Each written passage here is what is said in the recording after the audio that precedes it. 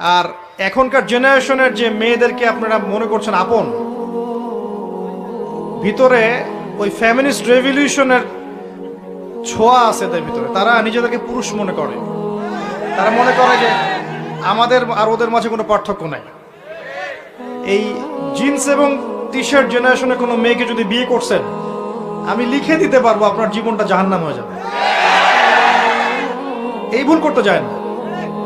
আর যদি এমন কোনো বোরখাওয়ালির সাথে অ্যাফেয়ার্স থাকে যার সাথে আপনি কফি খাচ্ছেন, বুঝবেন এই বোরখার নিচে প্রকৃত তাকওয়া নাই। যদি থাকতো তাহলে আপনার সাথে কফি খেতে আসতো না।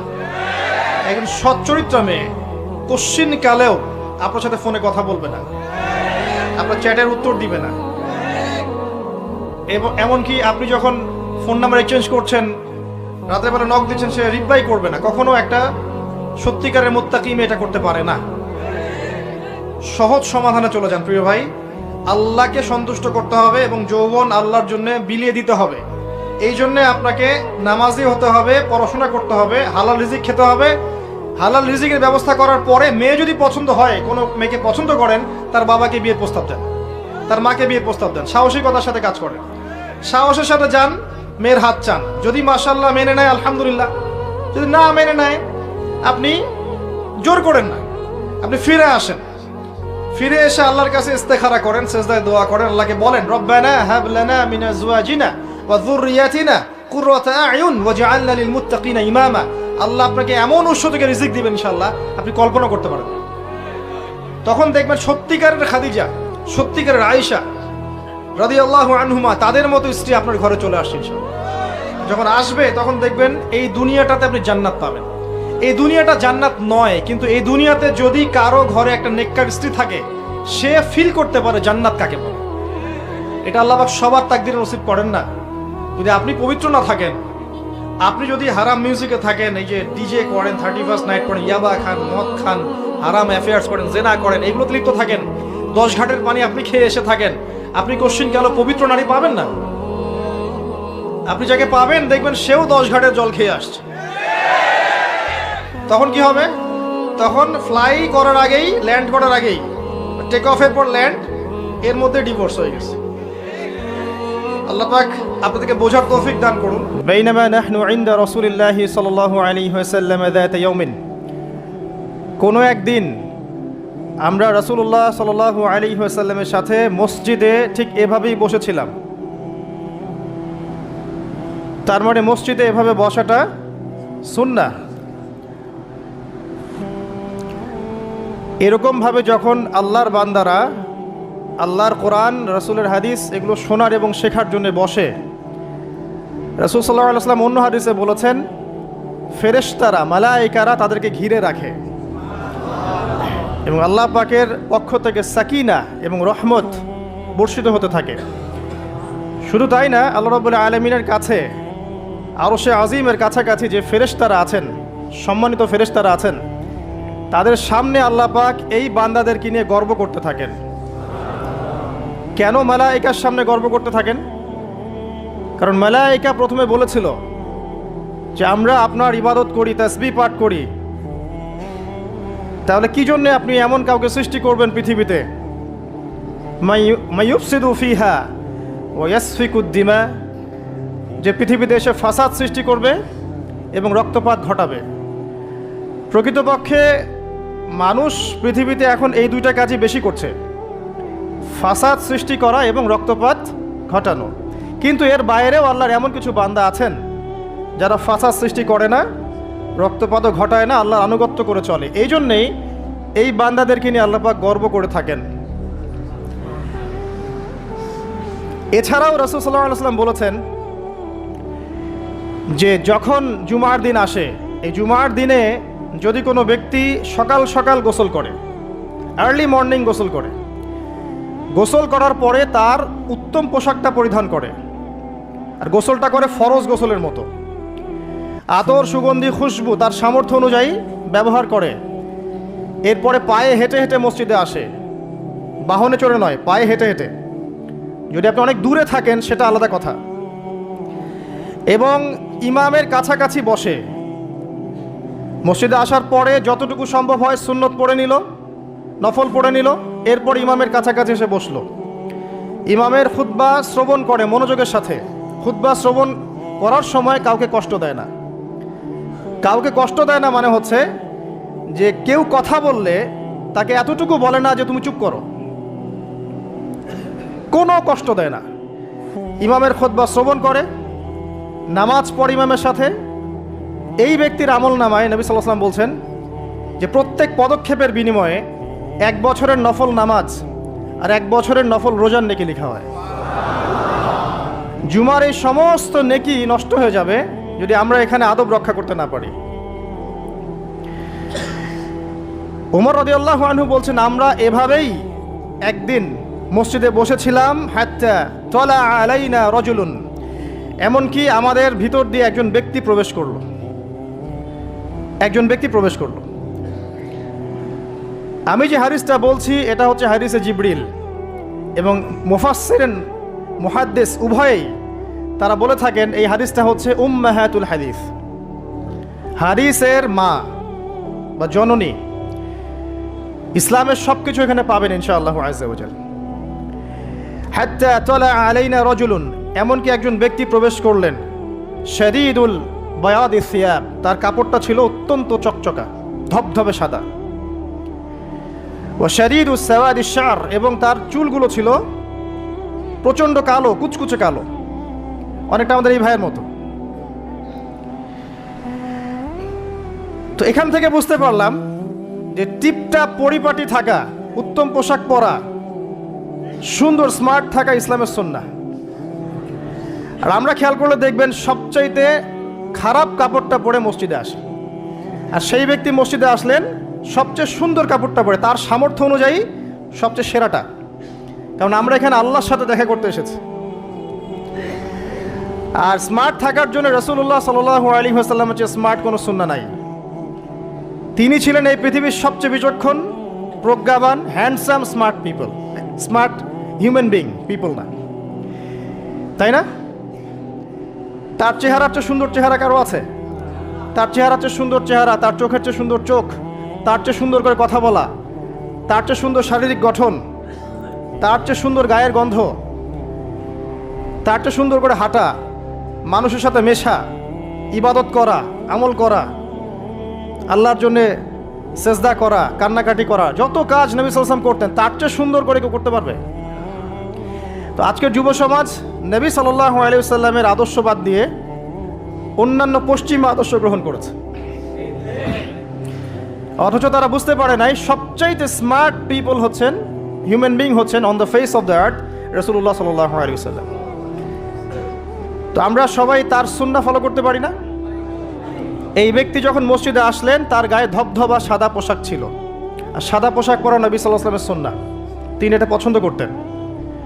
চুল ছিল কালো, লা ইউরা আলাইহি আসারুস সাফার, তাকে দেখে মনে হচ্ছিল না যে সে সফর করে এসেছে, মানে কোনো ক্লান্তি নাই তার মধ্যে।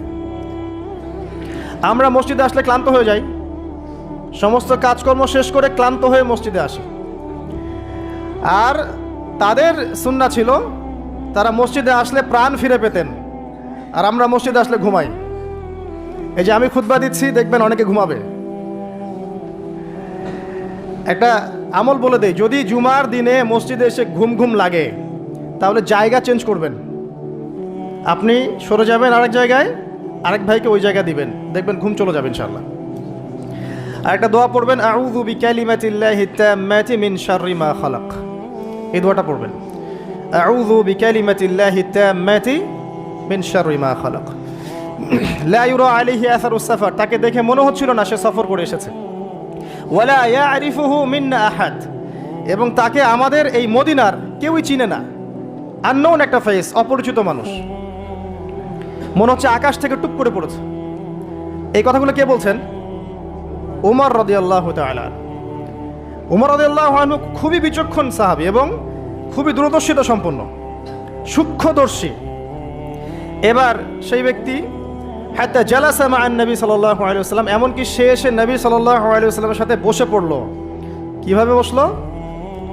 ফাআসনাদা রুকবাতাইহি ইলা রুকবাতাইহি, তার এই যে দুই হাঁটু তাশাহুদের সময় আমরা যেমন করে বসি এইভাবে হাঁটুর সাথে হাঁটু লাগিয়ে বসলেন। ওয়াদআ কাফাইহি আলা ফাখিজাইহি, এবং তার দুই হাত এটা নবী সাল্লাল্লাহু আলাইহি ওয়াসাল্লামের রান উরু এর উপরে রাখলেন। চিন্তা করেন, দৃশ্যটা চিন্তা করেন। তো এই ব্যক্তি কিছু জানতে এসেছে,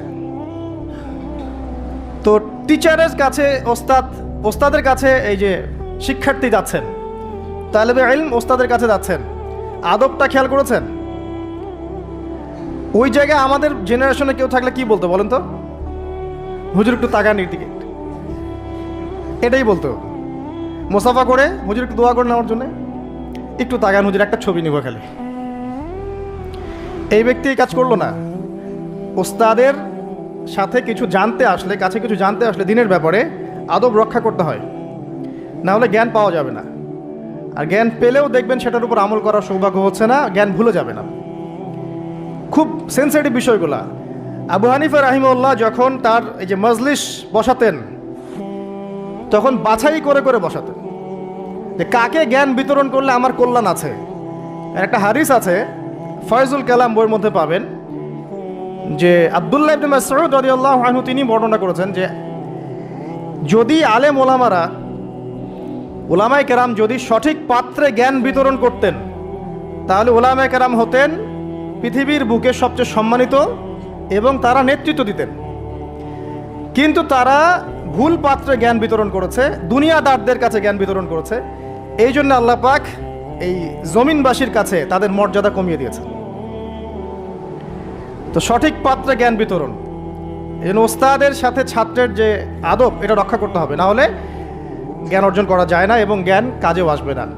এবার এই ব্যক্তি জিজ্ঞাসা করছেন, ফাকাল ইয়া মুহাম্মদ, হে মুহাম্মদ সাল্লাল্লাহু আলাইহি ওয়াসাল্লাম, আখবিরনি আনিল ইসলাম, আমাকে ইসলাম সম্পর্কে বলুন।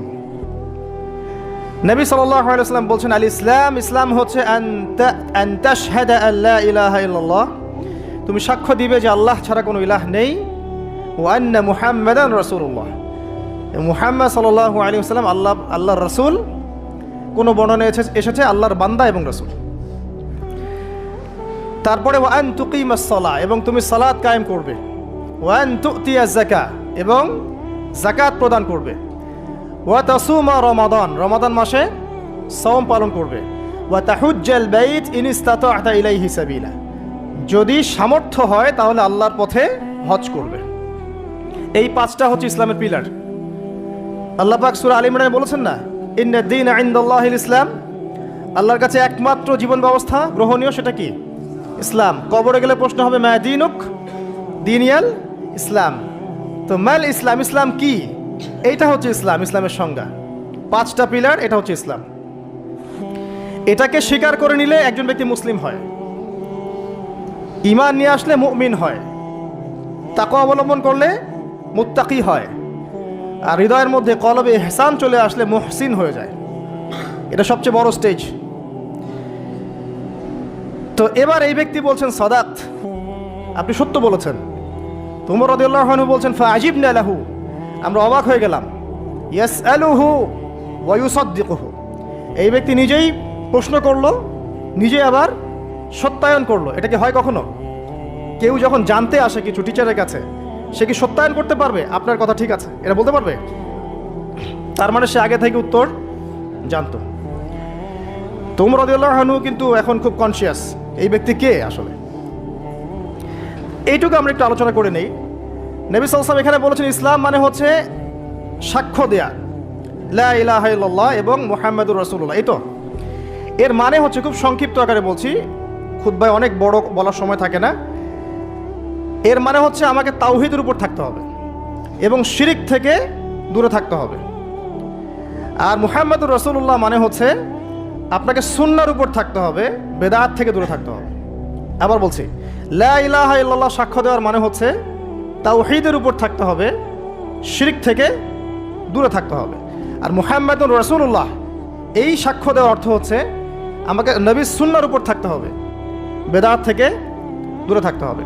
তাওহীদ আপনারা জানেন, তাওহীদে রুবুবিয়্যাহ, তাওহীদে উলুহিয়্যাহ, একটা কি তাওহীদে আসমা ও সিফাত। মানে একমাত্র আল্লাহকেই সৃষ্টিকর্তা, পালনকর্তা, রিজিক দাতা, জীবন মৃত্যুর মালিক, বিধান দাতা, সন্তান দাতা, হায়াত মতের মালিক, সব কিছু কোথা থেকে হয়? আল্লাহ থেকে। এই কনসেপ্টের নাম হচ্ছে লা ইলাহা ইল্লাল্লাহ। আর যদি কেউ আল্লাহর সাথে শিরক করে, মানে কেউ মনে করে আল্লাহ ছাড়া কোনো সৃষ্টিকর্তা আছেন, বা আল্লাহ নাই, বা আল্লাহ আছেন আরও কেউ আছে, অথবা কেউ যদি আল্লাহ ছাড়া অন্য কারোর জন্য সেজদা করে, অন্য কারো কাছে দোয়া করে, অন্য কারো কাছে সন্তান চায়, অন্য কোথাও নজর করে, অন্য কোথাও মানত করে, আল্লাহ ছাড়া অন্য কারো নামে কসম করে, ঠিক আছে, তাকদীরকে অস্বীকার করে, দুনিয়ার জন্য দিনের জ্ঞান অর্জন করে, ঠিক আছে, তারপর আল্লাহ ছাড়া অন্য কারো কাছে সন্তান চায়, এরকম অনেক বিষয় আছে। এই কাজগুলোতে কেউ যদি লিপ্ত হয় তাহলে সে কি করবে? শিরক করবে। তো এই হলো সংক্ষিপ্ত আকারে বললাম, আপনার তাওহীদ এর উপর থাকতে হবে, লা ইলাহা ইল্লাল্লাহ, তখন শিরক করা যাবে না। তাওহীদে থাকলে জান্নাত, আর শিরকে থাকলে বিনা হিসাবে জাহান্নাম। কারণ নবী আল্লাহ রাব্বুল আলামিন সূরা নিসার মধ্যে বলেছেন, ইন্নাল্লাহা লা ইয়াগফিরু আন ইউশরাকা বিহি, আল্লাহ পাক শিরক করার গুনাহ মাফ করেন না, ওয়া ইয়াগফিরু মা দুনা যালিকা লিমান ইয়াশা, এছাড়া অন্য যে কোনো গুনাহ আল্লাহ পাক যাকে ইচ্ছা মাফ করে দিবেন। কিন্তু শিরক করার পরে বিনা তওবায় যদি মারা যায়, এই গুনাহ মাফ হবে না। এই জন্য শিরক থেকে সর্বোচ্চ সতর্ক থাকতে হবে। আরেকটা বিষয় কি, মুহাম্মাদুর রাসূলুল্লাহ। যখন মুহাম্মাদুর রাসূলুল্লাহ বলেছি, তার মানে আমার নিজের ইচ্ছায় ইসলামের মধ্যে কোনো আমল করার ইখতিয়ার নাই। আমি চাইলেই নামাজ পড়তে পারবো না, চাইলেই রোজা রাখতে পারবো না, চাইলেই হজ করতে পারবো না, যাকাত দিতে পারবো না, আমি কিছুই করতে পারবো না ইসলামের মধ্যে। যেটাই করব সেটা রাসূল সাল্লাল্লাহু আলাইহি ওয়াসাল্লাম, সাহাবায়ে কেরাম তাদের থেকে প্রমাণিত থাকতে হবে। মানে আমি এই জুমার নামাজ 3 রাকাত পড়তে পারবো না, পারবো? যদি বলি নামাজ তো খুব ভালো কাজ, 2-এর জায়গায় 3 পড়লে সমস্যা কি? নামাজ বাতিল হয়ে যাবে। কারণ নবী সাল্লাল্লাহু আলাইহি ওয়াসাল্লাম 2 রাকাত পড়েছেন, আপনাকে 2 রাকাতই পড়তে হবে। আবার যদি বলি 1 রাকাত পড়বো, হবে? মুহাম্মদুর রাসূলুল্লাহ মানে প্রতিটা আমল নবী সাল্লাল্লাহু আলাইহি ওয়াসাল্লাম যেভাবে করেছেন সেইভাবে করা।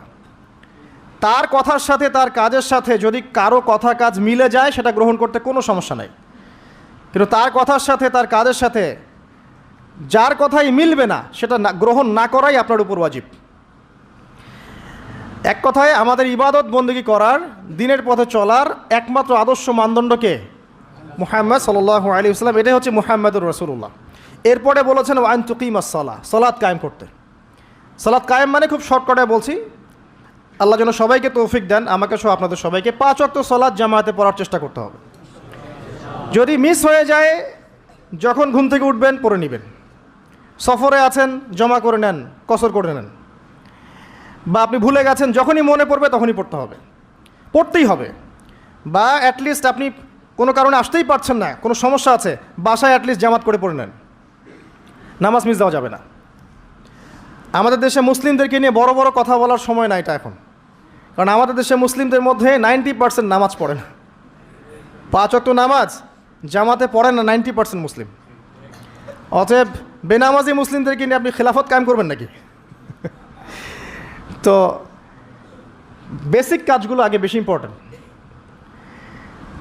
এছাড়া একটা বিষয় আছে, নামাজ সঠিক ওয়াক্তে পড়া। অনেক সময় দেখা যায় ওয়াক্ত চলেই যাচ্ছে, নামাজের কোনো হুঁশ নাই।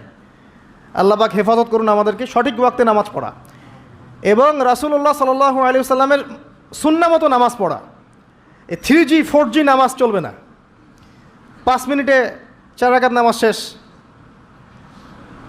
এটা রাসূলের সুন্নাহ ছিল না। কিন্তু একটা বিষয় হচ্ছে জায়েজ হয়ে যাবে, একটা হচ্ছে সুন্নাহ, দুটার মধ্যে অনেক পার্থক্য আছে। কুলি না করলে অজু হবে না, কুলি যদি না করি অজু হবে না।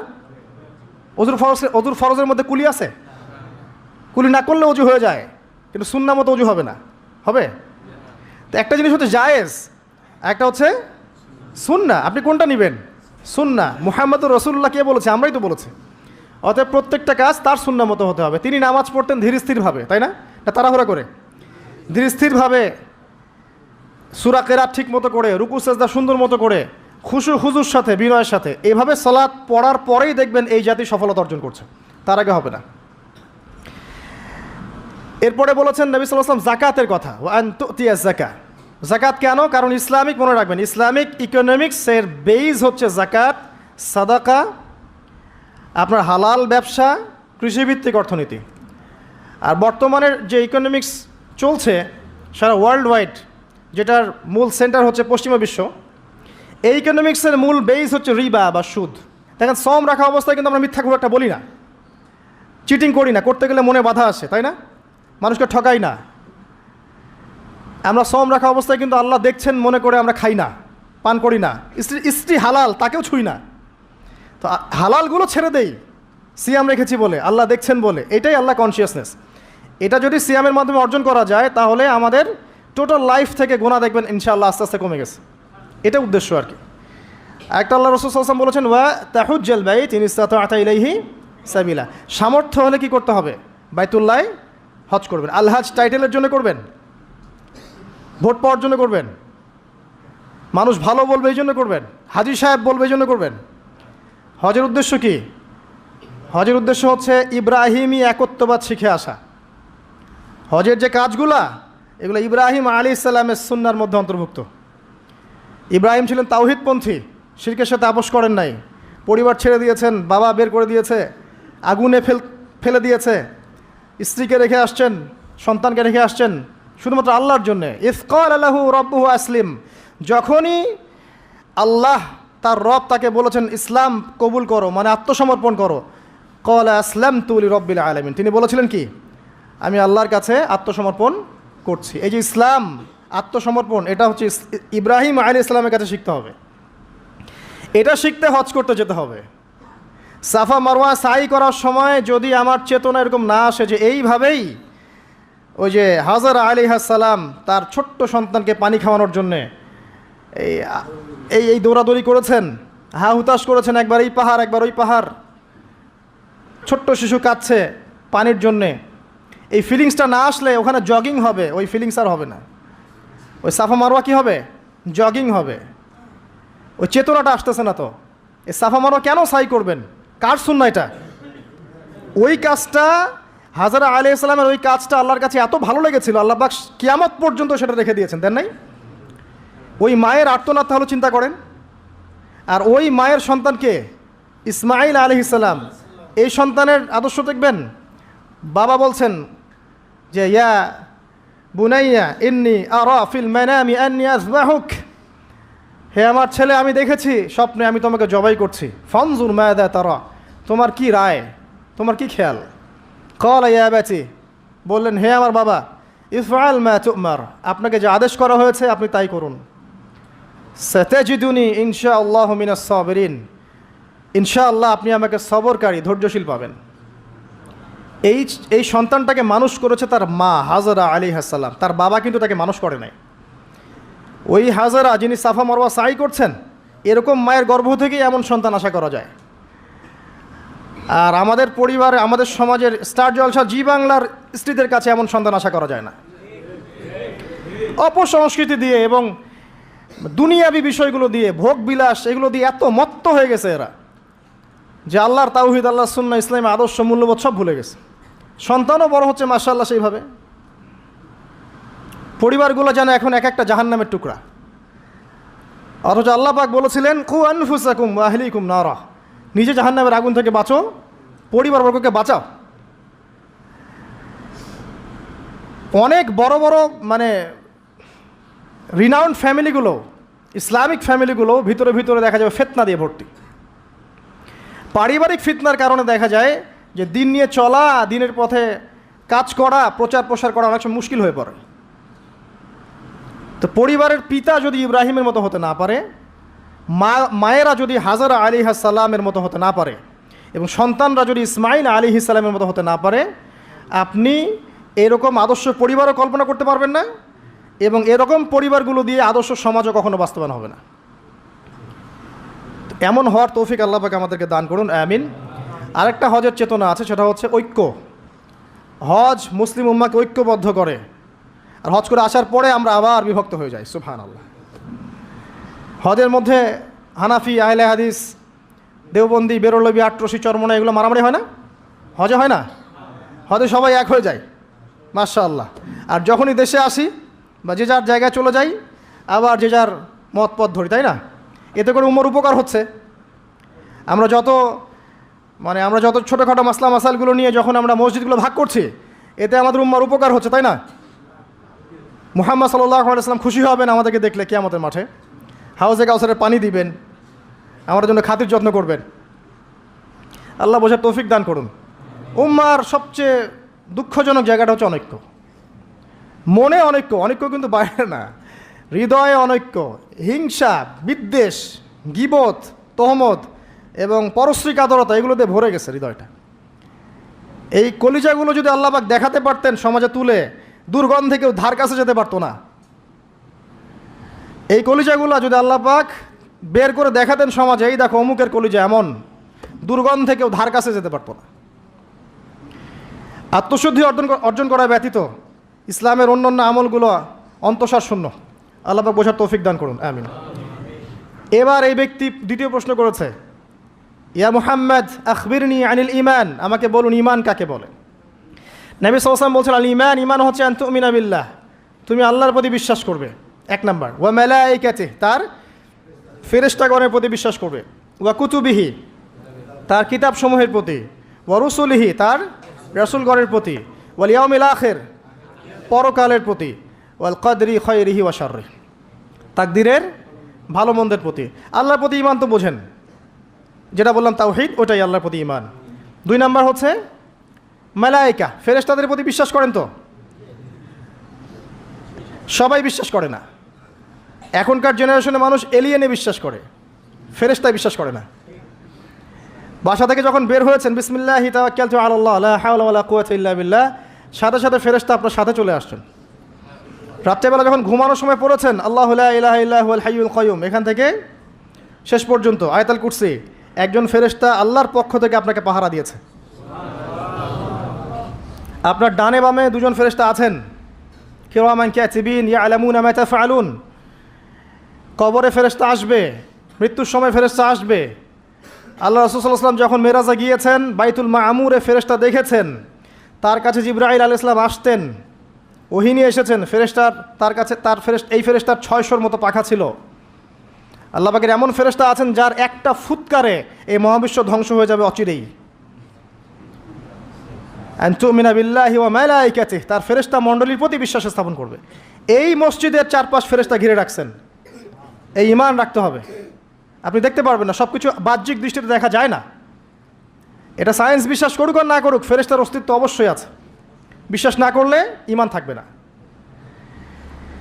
আর একটা বিষয় হচ্ছে ওয়া কুতুবিহি, আসমানি সমস্ত কিতাবে বিশ্বাস করা। আমরাই একমাত্র জাতি, ভালো করে মনে রাখবেন, আমরা মুসলিমরাই একমাত্র জাতি যারা তাওরাত, জাবুর, ইনজিল সহ যত আসমানি কিতাব আছে সবগুলোর প্রতি ঈমান রাখি। ইহুদিরা কি কোরআনে বিশ্বাস করে? নাসারারা কি কোরআনে বিশ্বাস করে? আমরা ওদের তাওরাতেও বিশ্বাস করি, জাবুরেও বিশ্বাস করি। তো কারা অসাম্প্রদায়িক?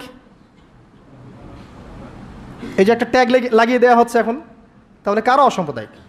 ওয়া রুসুলিহি, প্রত্যেকটা রাসূলকে আমরা বিশ্বাস করি। আল্লাহর পক্ষ থেকে যত রাসূল এসেছেন সবাইকে কি করি? আমরা বিশ্বাস করি। লা নুফাররিকু বাইনা আহাদিম মিনহুম, তাদের কারো মাঝে আমরা কোনো পার্থক্য করি না। আমরা মূসা আলাইহিস সালামকে মানি না? ঈসা আলাইহিস সালামকে মানি না? এবং ফলো করি মুহাম্মদ সাল্লাল্লাহু আলাইহি ওয়াসাল্লামকে, কারণ তিনি আমাদের সর্বশেষ নবী এবং সবচেয়ে নিউ এডিশনটাই তো মানুষ নিবে, তাই না? তিনি সবচেয়ে নিউ এডিশন এবং ফাইনাল টেস্টিমেন্ট, এই জন্য আমরা তাকে ফলো করি। আমরা অনেক স্মার্ট। কিন্তু ইহুদিরা কি মুহাম্মদ সাল্লাল্লাহু আলাইহি ওয়াসাল্লামকে মানে? খ্রিস্টানরা কি মুহাম্মদ সাল্লাল্লাহু আলাইহি ওয়াসাল্লামকে মানে? তাহলে কারা সাম্প্রদায়িক, কারা অসাম্প্রদায়িক? আমরা সবাইকে মানি, প্রত্যেক আসমানি কিতাবে বিশ্বাস করি, প্রত্যেক নবী রাসূলকে বিশ্বাস করি। এবং ইসলাম সবচেয়ে উদার নৈতিক ধর্ম। এর চেয়ে উদার নৈতিক মানবতাপ্রেমী কোনো ধর্ম নাই পৃথিবীতে। এবং এটা একমাত্র রিলিজন যেখানে প্রত্যেকটা বিষয়ের সমাধান আছে। আপনি মানেন আর নাই মানেন, কেউ বাধ্য করেনি। মানলে আপনি আল্লাহর আনুগত্য করবেন এবং জান্নাতে যাবেন ইনশাআল্লাহ। যদি না মানেন, আপনার বিচার পরকালে আল্লাহ পাক করবেন। কেউ কারো উপরে জবরদস্তি করতে যাবে না, তাই না? লা ইকরাহা ফিদ্দিন, দিনের মধ্যে কোনো বাড়াবাড়ি নাই। ফাযাক্কির ইন্নামা আনতা মুযাক্কির, তুমি উপদেশ দাও, তুমি শুধুমাত্র কি উপদেশদাতা। লাস্তা আলাইহিম বিমুসাইতির, তুমি কারো উপরে দারোগা নও, জাস্ট মেসেজ পৌঁছে দেয়া, মানলে মানবে, না মানলে নাই, সিম্পল। এর জন্য কি বোমাবাজি করতে হবে? রাষ্ট্রের মধ্যে অরাজকতা সৃষ্টি করতে হবে? হিন্দু মুসলিম মারামারি করতে হবে? কিচ্ছু করতে হবে না। এগুলো ইসলামের সাথে সাংঘর্ষিক, এগুলো করতে যাবেন না। বরং এইসব কাজের কারণে ইসলাম ক্ষতিগ্রস্ত হয়, মুসলিমরা ক্ষতিগ্রস্ত হয়। মুসলিমদের সবচেয়ে বেশি দরকার এখন পড়াশোনা করা, পড়াশোনা করা, জ্ঞান অর্জন করা। জ্ঞান অর্জন করতে থাকেন, ইনশাআল্লাহ আল্লাহ আপনার হৃদয়ের চোখ খুলে দেবে ইনশাআল্লাহ। আল্লাহ পাক সবাইকে পরিপূর্ণ জ্ঞান অর্জন করা তৌফিক ইনায়াত করুন, আমিন। আরেকটা বলেছিলেন ওয়াল ইয়াউমিল আখির, পরকালে বিশ্বাস করা, তাই তো? পরকাল মানে এই মৃত্যু থেকে শুরু হবে পরকাল, তারপরে কবরের প্রশ্ন উত্তর। যে ব্যক্তি পৃথিবীতে আল্লাহর সাথে শিরিক করেছে সে কখনো মান রব্বুক প্রশ্নের উত্তর দিতে পারবে না। যদি শিরিক থেকে তওবা না করে মারা যায় সে কখনো মান রব্বুকা প্রশ্নের উত্তর দিতে পারবে না, পসিবল না। যে ব্যক্তি পৃথিবীতে তাওহীদের উপর থাকবে ইনশাআল্লাহ সে ব্যক্তি মান রব্বুক প্রশ্নের উত্তর দিতে পারবে। পৃথিবীতে যে ব্যক্তি ইসলামকে ঠাট্টা বিদ্রুপের ছলে গ্রহণ করেছে, এর আনুগত্য করেনি, একে রিজেক্ট করেছে, সে মা দিন উকা প্রশ্নের উত্তর দিতে পারবে না। পৃথিবীতে যে ব্যক্তি রাসূল সাল্লাল্লাহু আলাইহি ওয়াসাল্লামের আদর্শ মতো চলেনি, মান নাবিয়ুকা বা মান হাযার রাজুল বুইসা ফিকুম, এই প্রশ্নের উত্তর দিতে পারবে না। আর বিশ্বাস করেন যারা এই তিনটা প্রশ্নের উত্তর দিতে পারবে, অর্থাৎ তাওহীদপন্থী, সুন্নাহপন্থী এবং দিনকে পরিপূর্ণরূপে গ্রহণকারীরা, তাদেরকে আরও একটা প্রশ্ন করা হবে। ফেরেশতারা অবাক হয়ে বলবেন যে কিভাবে তুমি এগুলো জানলা, কিভাবে তুমি এগুলো জানলা? সে ব্যক্তি তখন বুক ফুরিয়ে বলবে যে আমি করাআতু কিতাবাল্লাহ, আমি আল্লাহর কিতাব পড়েছি, ফাআলিমত, এরপরে জেনেছি। তো আল্লাহর কিতাব পড়া হয় তো মাশাআল্লাহ নিয়মিত? আল্লাহর কিতাব নিয়মিত পড়া হয় তো মাশাআল্লাহ? পড়বেন প্রিয় ভাইয়েরা, ডেইলি আধা ঘন্টা হলেও, আমি বলি 10টা মিনিট হলেও কোরআন পড়বেন। আধা ঘন্টা পড়লে আরও ভালো, 1 ঘন্টা পড়লে সবচেয়ে ভালো। সবচেয়ে ভালো হয় ডেইলি 1 পারা করে পড়তে পারলে। আমার পরিবারবর্গ এই কাজটা করে মাশাআল্লাহ, ডেইলি 1 পারা পড়তে চেষ্টা করে, আমি পারি না। কারণ শুধুমাত্র তোতা পাখির মতো পড়ে গেলে আমার মন ভরে না, যতক্ষণ পর্যন্ত না আয়াতগুলোকে নিয়ে আমি ভাবছি, গবেষণা করছি, অর্থটা বুঝতে হবে। তো ডেইলি 1 পারা পড়ার অভ্যাস করলে হবে কি, মাসে 30 পারা, প্রতি মাসে 1 খতম। দেখবেন আপনার জীবনে বরকত আসতেছে, আপনার হায়াতে বরকত হচ্ছে, রিজিকে বরকত হচ্ছে, মনে একটা শান্তি থাকবে। আর কোরআন যে যত বেশি তেলাওয়াত করে মানসিক চাপ নেওয়ার ক্ষমতা তার তত বেশি থাকে। এটা আপনি প্রমাণিত, পরীক্ষা করে দেখেছি আমি। 3 দিন 7 দিন কোরআন থেকে দূরে থাকলে মানসিক চাপ নিতে পারি না, কিন্তু কোরআনের অ্যাটাচমেন্টে থাকলে, সংস্পর্শে থাকলে দেখবেন আপনি মানসিক চাপ নিতে পারতেছেন, কারণ এটা আল্লাহর পক্ষ থেকে নাজিল করা অভ্রান্ত সত্যের উৎস। এই হলো পরকাল, প্রশ্নের উত্তর। তারপরে পুনরুত্থান, যেখানে 50,000 বছর দাঁড়িয়ে থাকতে হবে। মানুষ অতিষ্ঠ হয়ে যাবে যে বিচার কেন শুরু হচ্ছে না। একবার আদম আলাইহিস সালামের কাছে, একবার নূহ, একবার মুসা, একবার ঈসা, সবার কাছে মানুষ ছুটতে থাকবে যে বিচারটা শুরু হোক, অ্যাটলিস্ট জান্নাত জাহান্নাম পরে দেখা যাবে, আগে শুরুটা হোক। দাঁড়ায় থাকতে থাকতে আমরা শেষ। এই যে ঘাম দিয়ে কারো টাকনু, কারো হাঁটু, কারো বুক, কারো গলা, চিন্তা করা যায়? দেখবেন খেয়াল করে, নামাজ যদি 10-এর জায়গায় 15 মিনিট হয়, অস্থির মুসল্লি থাকতে পারে না। আর এই যুগের মানুষটা বেশি অস্থির, বিকজ অফ এই টেকনোলজিক্যাল রেভলিউশন। এগুলো আমাদেরকে খুব ফাস্ট সব কিছু পাওয়ার একটা তাড়না সৃষ্টি করে, সব দ্রুত পেতে হবে, দ্রুত পেতে হবে। এই জন্য স্থির না, তারা অস্থির। তো ওই অস্থির মানুষকে আল্লাহ পাক কিয়ামতের মাঠে দাঁড় করে রাখবেন 50,000 বছর। সূরা মাআরিজ পড়ে দেখেন। এরপরে আমাদের নবী সাল্লাল্লাহু আলাইহি ওয়াসাল্লামের কাছে আসবেন যখন মানুষেরা, তিনি তখন একমাত্র ব্যক্তি তিনি, যিনি উঠে সেজদায় পড়ে যাবেন আল্লাহর কাছে। আল্লাহ বলবেন তোমার যা ইচ্ছা তুমি চাও, কবুল করা হবে। এই ব্যক্তির আদর্শ আমরা এখনো মানতে পারি নাই। এই ব্যক্তির স্টাইলে দাড়ি রাখলে আমাদের লজ্জা লাগে, এই ব্যক্তির স্টাইলে চুল রাখলে, জুব্বা পরলে বা তাকওয়ামূলক পোশাক পরলে, সুন্নাহসম্মতভাবে চললে আমাদের লজ্জা লাগে, মনে হয় আমরা আনসোশাল হয়ে গেছি, ব্যাকডেটেড হয়ে গেছি, পিছায় পড়ছি। এই ব্যক্তি সুপারিশ করবেন, তিনি পড়েই থাকবেন সেখানে যতক্ষণ পর্যন্ত আল্লাহ পাক তার দোয়া কবুল করেন। এটা একটা। আরেকটা হচ্ছে যখন কবিরা গুনাহগার ব্যক্তিদেরকে জাহান্নামের জন্য আযাবের ফয়সালা হয়ে যাবে, আমাদের নবী সাল্লাল্লাহু আলাইহি ওয়াসাল্লাম সুপারিশ করে এই উম্মতের কবিরা গুনাহগার ব্যক্তিদেরকে জান্নাতে নিয়ে যাবেন ইনশাআল্লাহ। এই ব্যক্তিকে গালি দেয়া হয়, এই ব্যক্তিকে তার চরিত্র নিয়ে কথা বলা হয়, এই ব্যক্তিকে নিয়ে কত কিছু করা হয়। আল্লাহ পাক তাদেরকে হেদায়েত নসিব করুন। অথচ এই ব্যক্তি মুহাম্মদ সাল্লাল্লাহু আলাইহি ওয়াসাল্লাম বলেছেন, কাশ আমি যদি আমার ভাইদেরকে দেখতে পেতাম, সাহাবীরা বলতেন, ইয়া রাসূলুল্লাহ, আমরা কি আপনার ভাই নই? নবীজি বলতেন সাল্লাল্লাহু আলাইহি ওয়াসাল্লাম, তোমরা আমার সাহাবী, আমার ভাই তারা যারা আমার পরে, তোমাদের পরে আসবে, যারা আমাকে না দেখে ঈমান নিয়ে আসবে। আমরা হচ্ছে তার ভাই। সুবহানাল্লাহ। এরপরেও এই উম্মার মধ্যে যারা আলেম ওলামা, ইলমের চর্চা করবেন, ইলমের প্রচার প্রসার ঘটাবেন, তাদের সাথে রাসূল সাল্লাল্লাহু আলাইহি ওয়াসাল্লাম একটা সখ্যতা থাকবে। এই উম্মতের মধ্যে যারা এতিমদের দেখাশোনা করবে, মিসকিনদের দেখাশোনা করবে, তারা নবী সাল্লাল্লাহু আলাইহি ওয়াসাল্লামের সাথে এই জান্নাতে এতটুকু দূরত্বে থাকবে। যারা বিধবা এতিম মিসকিনদের দেখাশোনা করবে, এতটুকু দূরত্ব থাকবে। যে ব্যক্তি তার চরিত্রকে হেফাজত করতে পারবে, নবী সাল্লাল্লাহু আলাইহি ওয়াসাল্লাম বলেছেন, তার জন্য আমি জান্নাতের মাঝখানে একটা ঘরের জিম্মাদার হব। এরকম অনেক হাদিস আছে। এই ব্যক্তি একমাত্র ব্যক্তি যিনি আপনাকে ছাড়া জান্নাতে যাবেন না, যিনি জান্নাতে না গেলে জান্নাতের দরজা খোলা হবে না, যিনি পুল সিরাতের মতো জায়গাতেও ইয়া নাফসি বলবেন না, বলবেন ইয়া উম্মতি ইয়া উম্মতি। তিনি একমাত্র ব্যক্তি যাকে কবরে দেখানো হবে আপনাকে আমাকে। তিনি একমাত্র ব্যক্তি যিনি অঝর নয়নে আমাদের জন্য কেঁদেছেন রাতের বেলা আল্লাহর কাছে, যিনি হাউজে কাউসারে থাকবেন আমাদের জন্যে, যাতে আমরা পানি পান করতে পারি। আল্লাহ পাক আমাদেরকে রাসূল সাল্লাল্লাহু আলাইহি ওয়াসাল্লামের সুন্নাহ পরিপূর্ণরূপে মেনে চলার তৌফিক দান করুন।